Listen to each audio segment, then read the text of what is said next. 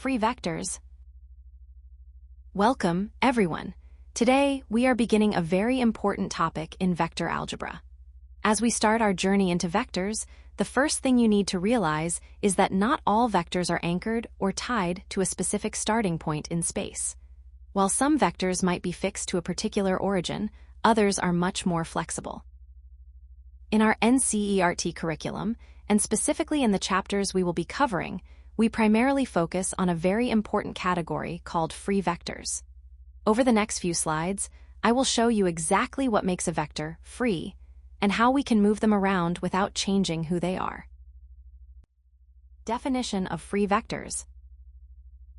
Now that we know we aren't always tied to a specific starting point, let's look at the formal definition.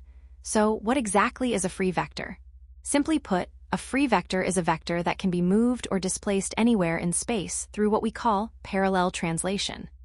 Now, don't let that term intimidate you. It just means you can slide the vector around as long as you don't change its magnitude, which is its length or its direction. To put this more clearly, as long as you move the vector in a way that it stays parallel to its original position and its length remains exactly the same, we consider it to be the same vector. It doesn't matter where its initial point is located in space. In the next slide, we are going to break this down step by step with a visual example to show you exactly how this displacement works in practice. Understanding free vectors, step by step. First, let's look at step 1, identifying the properties.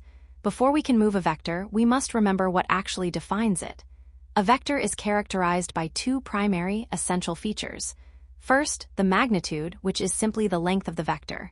And second, the direction, which refers to its orientation or the way it points in space. If either of these changes, we are no longer dealing with the same vector. Moving on to step 2, let's talk about parallel displacement. This is the moving part of the free vector concept. Imagine we have a vector, let's call it A, which starts at point P and ends at point Q now.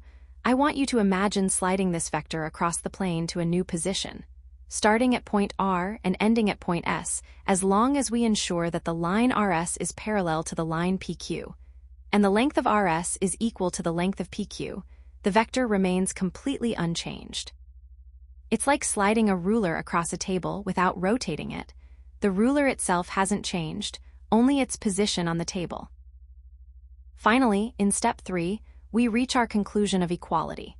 Because we have strictly maintained that the magnitude and the direction did not change during this shift, we can mathematically state that the vector PQ is identical to the vector RS since they are effectively the same.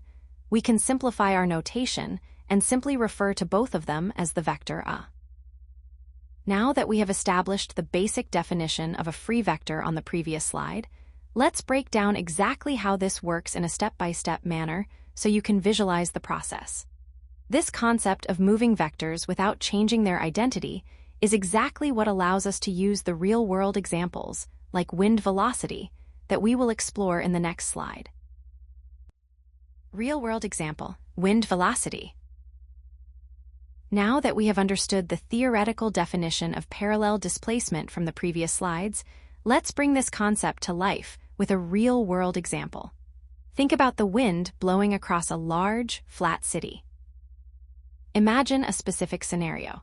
Suppose there is a steady wind blowing towards the east at a constant speed of 15 kilometers per hour. Let's break this down to see how it functions as a free vector. First, consider location A. A person standing right in the city center feels the wind. We can represent this wind as a vector. Let's call it V, where the magnitude is 15 kilometers per hour and the direction is pointing east. Now, let's move to location B. Another person is standing 2 kilometers away, out at the city outskirts. Even though they are in a different spot, they feel the exact same wind. The magnitude is still 15 kilometers per hour, and the direction is still east. If we analyze this, we see that even though these two people are at different physical locations, meaning their starting points are different, the wind velocity vector itself remains identical in both places. As a result, we can conclude that wind velocity is a perfect example of a free vector. It is characterized entirely by its speed and its direction, rather than being tied to a specific coordinate or starting point. This leads us directly into our key takeaways, where we will summarize why this independence of position is so important in vector algebra. Key takeaways. First, remember the concept of independence of position. As we discussed in the previous slides, a free vector is not anchored or tied to a specific origin or a fixed starting point. It has the freedom to exist anywhere in space. Second, let's clarify the condition for equality. This is a crucial point for your exams. Two vectors are considered identical if, and only if, they possess the exact same magnitude and the exact same direction, regardless of where they are located in space. As long as the length and the orientation remain unchanged, the vector remains the same. Finally, I want to highlight the curriculum focus for your grade 12 studies. In your vector algebra syllabus, unless a problem specifically states otherwise, you should always treat all vectors as free vectors. This is actually a very helpful feature, because it allows us to move vectors around freely to perform essential operations, such as the triangle law or the parallelogram law of addition, which we will be covering in our upcoming lessons. Now that we have explored the definition and seen how wind velocity acts as a practical example, let's summarize the key takeaways from today's lesson. Before we wrap up, let's look at some common pitfalls to avoid so you don't lose marks in your assessments. Common mistakes to avoid. First, let's talk about a very common confusion: the difference between free vectors and position vectors.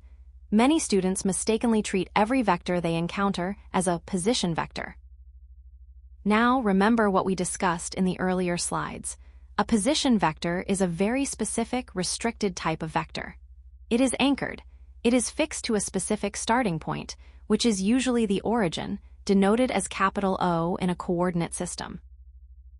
However, as we have learned throughout this lesson, a free vector is much more flexible. It can be shifted anywhere in space. So, always ask yourself, is this vector tied to the origin, or is it free to move? Second, be very careful not to ignore the direction during displacement. It is a common mistake to assume that as long as you move a vector to a new location, it remains the same. This is not entirely true. While we can move a vector through parallel translation, as we saw in our step-by-step breakdown, the displacement must be strictly parallel. If the vector is rotated, even by a tiny fraction, its direction has changed. And as we know, if the direction changes, the vector is no longer identical to the original. Always ensure that both the magnitude and the direction remain constant during any shift. Now, before we conclude our session, I want to touch upon some common pitfalls that students often encounter when working with vectors. It is crucial to address these now, so you can avoid losing marks in your examinations.